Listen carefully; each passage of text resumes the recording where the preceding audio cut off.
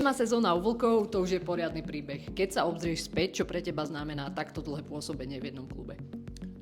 Tak v prvom rade dúfam, že ešte nie je na konci, že tých rokov bude oveľa viac, pretože som tu fakt spokojný a keď sa pozriem dozadu, tak je to strašne veľa spomienok, či dobrých, či zlých. Prežil som tu fakt, že 7 rokov svojho života, narodila sa mi tu dcéra, takže pre mňa to je srdcová záležitosť, hovorím to stále, ale neviem inú odpoveď na toto už, takže hovorím srdcovka aj Žilina, takže som veľmi rád, že ďalšia sezóna pribudne. Si jeden z pilierov kabiny a ľudia to vedia.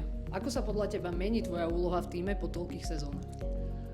Tak prišiel som sem, keď som mal, neviem, či 24 rokov alebo 23, takže časom bol som mladý hráč, teraz už som není úplne mladý hráč, teraz patrím medzi tých skúsenejších, takže snažím sa určite pomáhať tým mladším chalanom a byť viac líder, nemyslieť toľko na seba, aj keď samozrejme každý tam musí dávať kúsok seba, ale snažím sa pozerať na ten tímový úspech, takže asi v tomto je tá najväčšia zmena.